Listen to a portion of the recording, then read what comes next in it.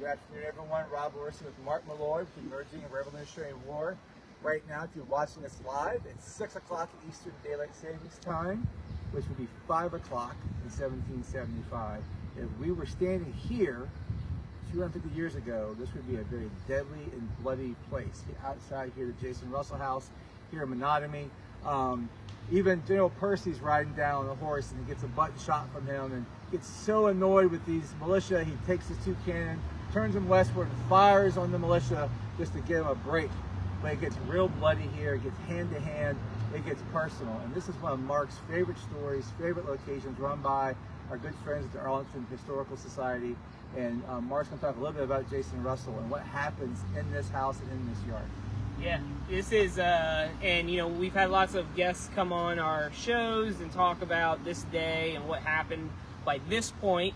And we've all been up now for a long time, so we're all tired. I can only imagine how exhausted these British soldiers are as they are trying to get out of this countryside and get back to Charlestown or Boston.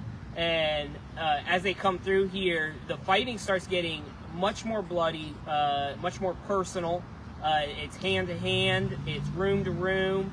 Our friend Alstein called it a blood rage. That they are now taking out a lot of pent-up energy out on the colonists along the road, and they continue to have this ring of fire around them their entire way. So the main road is the battle road here that the British are going to be coming down is this road right here.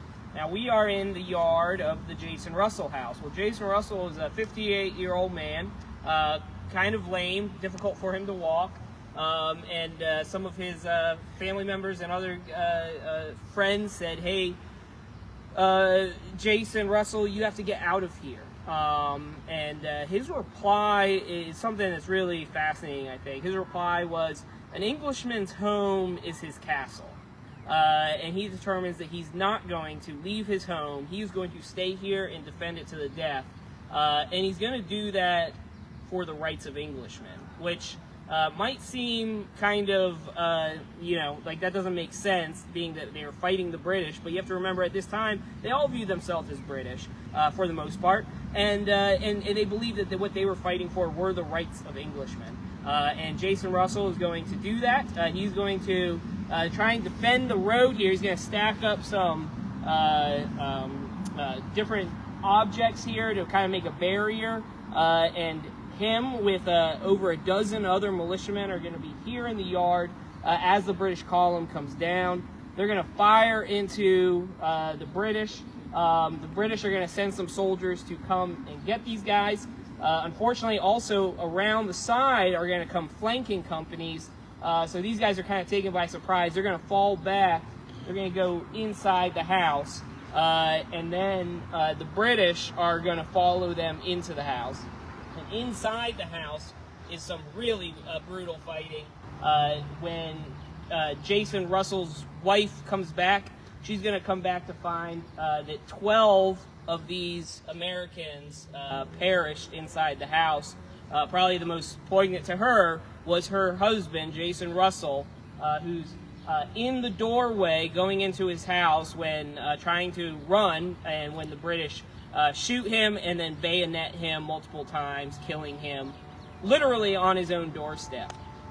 Which really just kind of shows you again how brutal it was. And 2 British soldiers are also killed in the fighting up here. Now, the amazing thing about this house is this survived all these years and it still exists.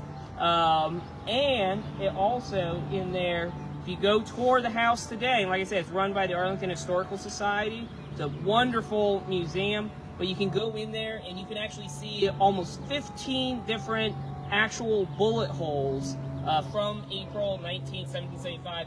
Those bullets were fired at about this time, 250 years ago at this moment, which is just amazing. That's what folks like us in Emerging Revolutionary War, that's what we all live for. We want to be in the place where history happened at the time it happened. You know, there's a great new book that just came out too about the bullet strikes, called Bullet Strikes of the First Day of the Revolution. And in that book, they do a scientific analysis of all these different bullet holes inside this building. And I think it's a real tangible reminder of, April 19th, while we tend to think of those brave men standing at Lexington Green, or we think of the brave Minuteman at Northbridge, I tend to think more of the brave patriots who were fighting, literally, hand-to-hand with British soldiers in some brutal fighting, and really just showed how bloody that day had become. And that happened right here, right now, 250 years ago. Pretty amazing. But we're going to continue to come to you with a couple more stops here before we finish out the day. Just like the British, the sun is going down. They needed to get back home, and they were being relentlessly pursued by the American militia. Now, if you're in the area, something pretty awesome. Tomorrow, there's going to be a battle reenactment that's going to happen right here in the yard of the Jason Russell House and in Arlington, Massachusetts. Come on out. It's in the afternoon. And I will be one of the militiamen honored to be able to take part in helping to defend this in the reenactment. So really going to bring history to life. So I hope you can make it out for that. But we'll be back with you soon.